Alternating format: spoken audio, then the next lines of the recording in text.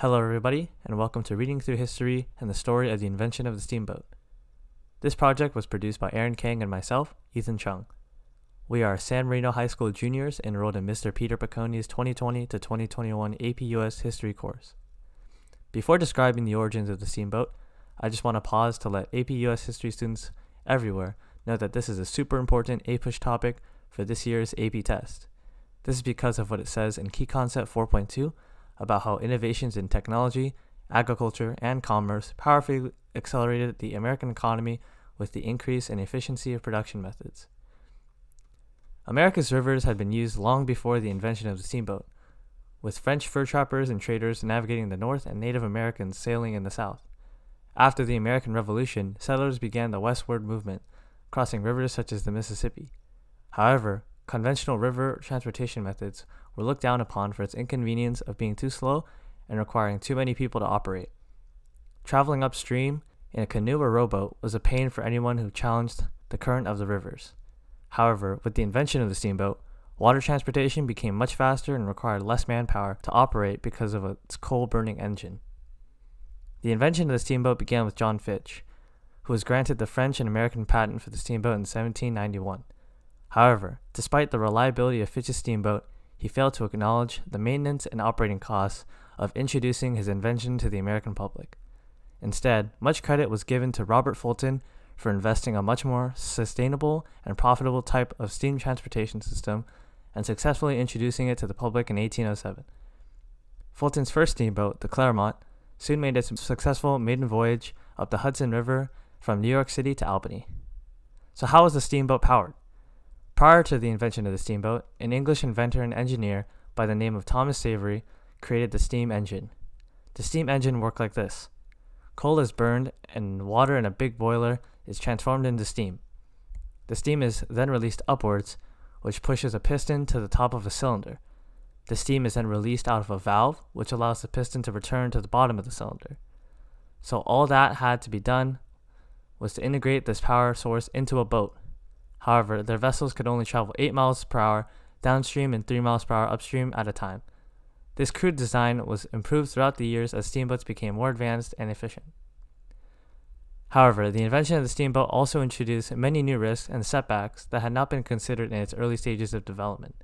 Because of its slow speed, steamboat captains had trouble maneuvering around debris and obstacles in thin waterways such as the Erie Canal, which required great effort to construct in order to enable steamboat transportation from the Atlantic through New York to the Great Lakes.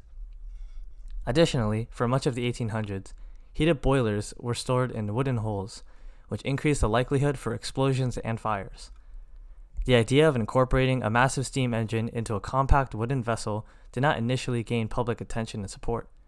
Additionally, what was hopefully viewed as a more cost-effective method of transportation ended up being a waste of money for public use. Lack of the required maintenance for the steamboat engines also rendered them a ticking time bomb.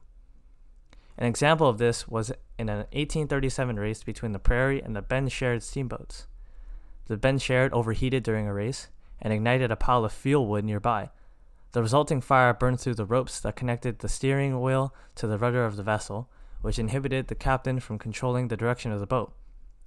The fire also ignited approximately 40 barrels of whiskey on board, which spread burning alcohol in every direction and completely destroyed the already devastated vessel. About 30 minutes later, the Columbus and Alton steamboats arrived to pick up remaining survivors. However, the Alton sailed over multiple survivors in the water, causing them to drown. This tragic accident resulted in the loss of over 150 lives. Another problem that arose during this period of time with the increasingly popular method of river transportation was its appeal to pirates. Since few laws had been established at the time dealing with crime on the rivers, thieves formed hangouts in small coves where they could pounce on passing steamboats that were carrying valuables or people. Sometimes the thieves pretended to be helpless travelers who, after offered a ride, would hijack the steamboat and demand the poor captain to give up their valuables, or sometimes the entire vessel. Nonetheless, the invention of the steamboat had a significant impact on the American economy, making water travel more efficient and more convenient. Using a steamboat granted reduced time and expense of shipping goods and people. Many of the canal systems constructed during the transportation boom of the 19th century are still utilized today to fulfill the same purpose they did more than 2 centuries ago. Even though steamboats were much slower than modern-day cargo vessels, they set the stage for the market revolution, which included the regional specialization and more efficient production of cash crops from the south, grains from the west, and manufactured goods from the north. Steamboats were also utilized by the North during the Civil War because the downstream flow of the Mississippi River granted the ability to transport supplies and soldiers to the front lines of the war. This advantage contributed to the North's victory over the Confederacy.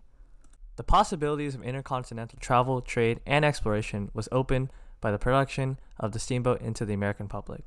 But by the 1870s, steamboats were being replaced by rail transport, also running on steam. Steam locomotives were faster, more efficient, and safer than steamboats. Additionally, they did not have to depend on weather conditions as much to operate.